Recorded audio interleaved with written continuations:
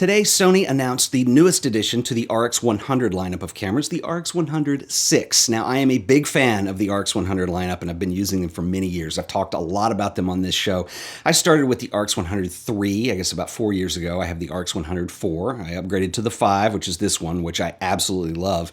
And the reason I use these so much is their portability. They are compact, but they also deliver really amazing stills and 4K video. And I've done a lot of videos for this show on this camera. And even for stills, I think it ends up being a camera that I use a lot because it's with me. And so today with the announcement of the RX100 VI, I'm super excited and I want to talk about some of the new features and what we can expect to see out of this thing. The first big feature that I'm really amped about is a brand new lens. Now the new lens is a 24 to 200 millimeter equivalent. It is a Zeiss Vario Sonar T lens. It is also a variable aperture like the previous model. This one is an f2.8 to f4.5. It has 15 elements in 12 groups, includes 4 advanced aspherical elements and 2 ED elements. Now, in the live stream this morning, they show the MTF charts for this lens. Now, I know that MTF charts are not going to tell you everything, but they do give you an idea of what you can expect to see from the contrast and also edge-to-edge sharpness in the lens. This one does look really legit. Now, the previous model, I guess the last 3 of them have had a equivalent 24 to 70 millimeter lens, which is cool, but there have been times where, because it's just a point and shoot that you carry around, sometimes you want to be able to capture something a little further away, and to have a little bit of extra focal length on the lens is something that I think is really going to be welcome. Now, what I'm curious about is the previous edition of this lens had a 1.8 maximum aperture, and that has been sacrificed. The new lens is a 2.8 maximum aperture. Now, there are ways to compensate for it. It's still pretty wide, but it's going to depend on what the sensor and the processing in this new model are capable of, and I imagine that's a trade-off that Sony are really good about this, but I imagine it's a trade-off that they have found a workaround for. So I don't know that it's going to mean worse low light performance necessarily, but it is interesting that that is one of the sacrifices they did in the redesign. But another thing that I think is particularly interesting, I'm going to talk about autofocus in a second, is even the RX100 V shares a lot of the same technology in the sensor that you see in the A9, which is their really expensive top-of-the-line Alpha Series model.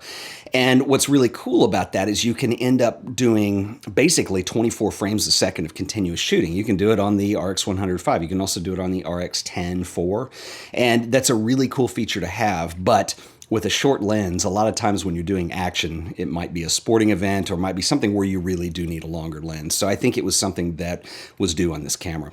The other big new feature is faster autofocus. Now, this is a stacked CMOS sensor, which, as I mentioned earlier, is the same technology that you see in the A9. You see it in the RX100 V, also in the RX100 IV. It's in several of their cameras, and it's kind of way beyond the scope of this video to get into it, but it might be worth doing a separate video to talk about the fact that Sony have multiple sensors that are in their production cameras right now. The reason that is they all do different things extremely well. So for instance, the A7S series of cameras, it's a 12 megapixel sensor, but it's optimized for low light performance. Whereas on the other hand, on something like the A7R series, you're going to have a full frame sensor that gives you 45 megapixels, so incredibly high resolution. Something like the RX100, the RX100 V, and then also now the A9, which does it on a really high level. It's got this stacked CMOS sensor in it. And this enables you to do a number of things, which is really cool. And one of which is a really high burst rate, but also an improved tracking of autofocus performance. Now, what it's doing is the autofocus is actually reading off of the sensor. So all 24 megapixels in the case of the A9, in this case it's about 20, but it's reading all of those megapixels in real time. And this allows you to get more accurate face detection. And it also allows Sony to use their IAF technology. So once a face is recognized in the scene, it's going to actually be able to detect the eye, keep the focus there in real time, so 24 frames a second. And not only are you shooting at this high burst rate, but the autofocus is keeping up. Even if the person turns around or moves out of the frame slightly and comes back, it's able to lock in on that and recognize like really small details. And this is a big deal. And it's one of the things that really puts Sony over the top. Now, whether or not you need to shoot at 24 frames a second or not depends. And I think, as I mentioned earlier, that's the other reason you want a longer focal length lens. If you're doing something that's a little more sports oriented, 200 millimeters is a little better. The other thing that's interesting about this is it does it with no blackout. So when you're shooting 24 frames a second of raw stills, the screen never blacks out, so you're able to just keep up with the action. I think that's something that's really important. Now, the downside to all this, and this is the deal on the RX100 V, is that once you fill up the buffer, it's going to have to write all those raw images to the card. So it's collecting them faster than it can write. And it does take a second while you wait for all those images to transfer over to the card. So one of the things I will be really interested in that I won't know until I'm able to use the cameras is if the RX100 VI is actually improved on that. And that's one thing that could be really cool. Now, the next thing I want to talk about is the electronic viewfinder redesign. Now, these are really cool because they're compact cameras and they feature a pop-up viewfinder. And the way it's worked on previous RX100 models is it's kind of a two-step process. You pop the viewfinder up, then you pull out the little eyepiece, and then you can use it. And they basically redesigned that so it's just one touch now. When you push the release, the whole thing comes up and pops open, much like what you see on the RX1 series.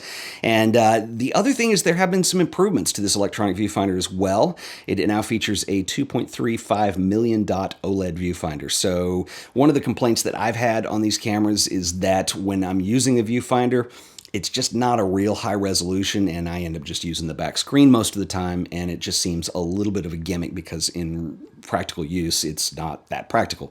And I think it probably will be improved on when you improve that resolution. Because of the size of this, it's small. So if you're able to see it and you're able to use it, then it is something that's worth having. So that's one of the things that I'm really excited about on the RX100 VI. Let's talk for a minute about video, because I think this is one of Sony's strong suits. In fact, it's one of the things that drew me to the system back when the NEX5 came out and then the NEX7, is these cameras were capable of doing amazing quality stills, but you could also capture really high quality video as well. And when you fast forward to the present day, we've got 4K video, and you can pretty much do it on any of Sony's cameras, including their compacts, and we're going to come back to 4K on the compact later.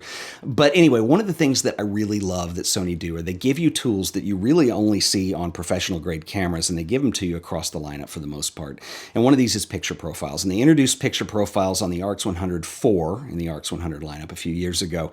And essentially, when you are shooting a high contrast scene, you have a limitation of dynamic range within this Rec. 709 color space that you're going to be outputting with video. So being able to set up a picture profile to compress that a little bit. So I can select like a Cine 2 profile or a Cine 4 profile. I shoot with those a lot. And what they do is they change the color space so you don't necessarily lose shadow detail or you don't necessarily blow highlights. You do have to do some color grading with these, but they allow you an enormous amount of flexibility in the end and a better looking image. And we've also had on the extreme end log profiles. So S-Log2. We now have S-Log3 that is going to be coming out on the RX100 VI. I'm really excited about that. And then the one that I'm really stoked about is the inclusion of an HLG profile. Now, HLG stands for hybrid log gamma. And if you are not familiar with this, it's basically like HDR video. It allows you to shoot in a color space that has an enormous dynamic range to it.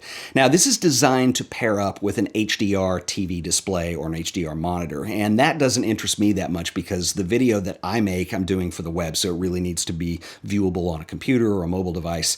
But what's really cool about HLG is that you can shoot in that color space, and then you can bring it in and via a LUT and some curves adjustments, you've got all that information there. So if you have a scene where you need to bring your highlights back, all that information is retained. It's a little bit easier to work with than a log profile once you get set up doing it, and I think it's a really incredible inclusion. So I'm really excited about the HLG profile that we'll be able to use when shooting video on the RX100 VI.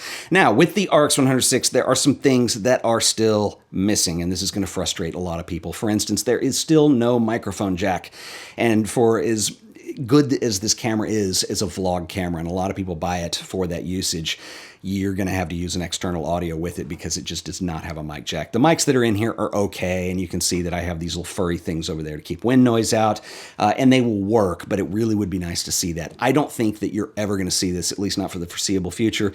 My impression is that Sony are really proud of this size. In fact, the RX100 VI is like a millimeter larger. They had to make some adjustments, but it's really, I think they're champions of the small size and the fact that they're like cramming all this amazing technology into a small camera. So I just don't think that's going to change in the near future. 4K still has a 5-minute limit, and that can be frustrating depending on how you're using it. And if you start pushing it and recording new files once you're past that 5-minute limit, then you're risking overheating the camera. In fact, the camera will shut itself down to protect itself. So that's something that is a little bit frustrating to a lot of photographers. And unfortunately, we're not going to see a change on that anytime soon. Now, let me say this about 4K though, is that when I'm using this camera, I'm usually using it for vlogging. In fact, I did several videos last year. There's one I did in New York, and I got great results with this. I never overheated it. And the reason why is if I'm using it as a vlogging camera, I'm doing a lot of little takes and I don't just leave it running. And so my takes will be like 30 seconds, a minute long, and then I shut it down. And when there's something else to film, I'll film that. So I've really never had overheating issues with the 4K when I use this as a vlogging camera. Having said that, I would not recommend this as somebody who wants to shoot like their kid's school play in 4K. That rhymed. But anyway, this is not the right tool for that job. It's just not going to do it. HD is fine, but 4K has limitations. And again, you have to consider what they're cramming into a tiny camera at this price point. The fact that it's able to do it all is pretty amazing. But I did a lot of footage last year and I used log profiles. Actually, these were all shot with Cine, and it has incredible low light performance, very little noise. The color grading was, once you're into a groove with it, I mean, you can get some really amazing quality stuff out of these cameras. The one thing that is missing that I would like to see is a redesigned battery on these. I don't care for the battery that's here because it's just kind of underpowered. You're going to have a lot of batteries. In fact, that day I was in New York and we did all that vlogging, I went through probably 4 or 5 batteries. We shot all day, but a lot of powering the camera on and off and just in the course of a day and using it, they just don't have a lot of power to them. The other thing is if you're in extreme cold temperatures is they tend to die on you. When I was at the Grand Canyon last year, I was doing a lot of footage there and I was really limited on the footage I was able to get because you would put that battery in. And I had these in interior pockets trying to keep body warmth on them, and it just didn't work. I mean, you'd put them in the camera and you'd get 20 seconds of video, then it would say battery's low or battery exhausted and would power off. So I would really like to see Sony at some point rethink the battery that's in here. It's the same battery they use on several other cameras too, but I really would like to see something that's stronger and more powerful. But all in all, I'm really excited about the RX100 VI. I will be pre-ordering one when they go up Thursday, and I will do a review once I get it. The 5 is incredible. And the 5 had a lot of additions that really changed this over. I mean, the difference between the 4 and the 5 was pretty amazing, mainly because you could shoot at 24 frames a second continuous speed on here now, which is carried over and even more improved on the 6. But also the autofocus was a big deal for me, even in video, is the fact that you have a hybrid autofocus system. And the autofocus system that's in here now, it has 315 phase detection autofocus points and 25 contrast detection points. And this means you're going to get really good accuracy with it. And the introduction of phase detection, the RX100 IV was contrast only, made this camera just a completely different machine, particularly for video and vlog style stuff and things where you need facial recognition and speed and accuracy in that autofocus. So anyway, I would love to hear what you guys have to think about this camera. So please leave your comments below. There are more videos coming up this week. I will see you guys in the next one. Until then, later.